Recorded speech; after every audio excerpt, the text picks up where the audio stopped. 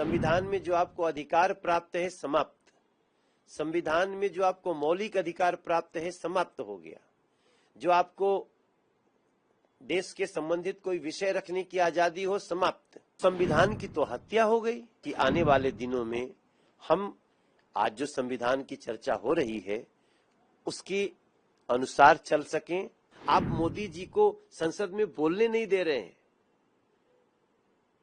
और उसके बाद भी आपके ऊपर कोई कार्रवाई नहीं होगी।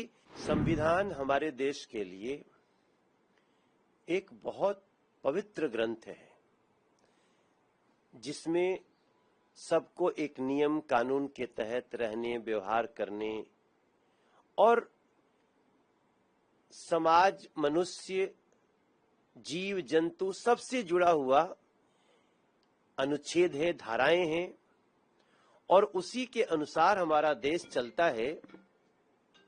तो मैं मानता हूं कि उस संविधान को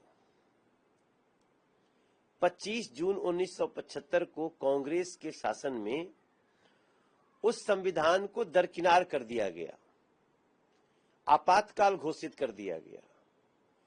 और आपातकाल घोषित करने का मतलब था कि संविधान की सारी धाराएं समाप्त, संविधान में जो आपको अधिकार प्राप्त है समाप्त, संविधान में जो आपको मौलिक अधिकार प्राप्त है समाप्त हो गया, जो आपको देश के संबंधित कोई विषय रखने की आजादी हो समाप्त।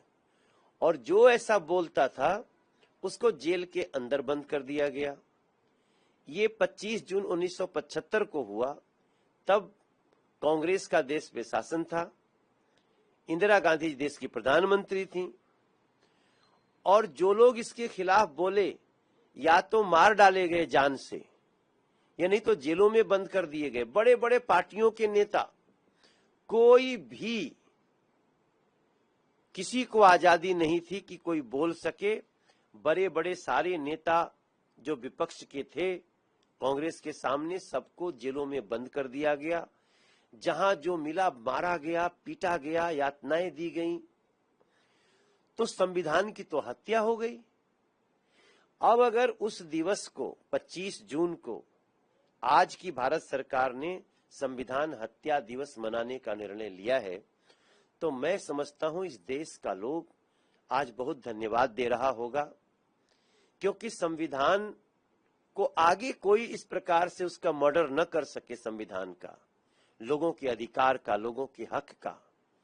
इसलिए उस दिवस को याद रखना है ताकि आने वाले दिनों में हम आज जो संविधान की चर्चा हो रही है उसके अनुसार चल सकें, समाज को सुरक्षित रख सकें। जिस दिन इस देश के लोग 293 सीट के साथ एनडीए को सरकार बनाने का मौका देते हैं, एनडीए अपना नेता पहले से भी नरेंद्र मोदी जी को चुनी थी, एक बार फिर से संवैधानिक रूप से चुनती है सेंट्रल हॉल में, उसके बाद भी आप देश की जनता को गाली दे रहे हैं और वो सुना जा रहा है।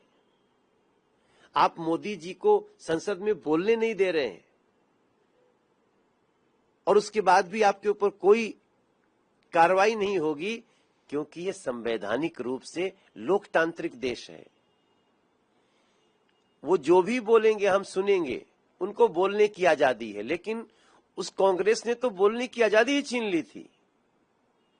इसलिए देश के लोगों को हम जगाने में लगे हैं कि संविधान की सही मायने में रक्षा इस देश के तमाम नेताओं ने की है, लेकिन कांग्रेस ने 25 जून 1975 को संविधान की हत्या की, जिसको भूला नहीं जा सकता।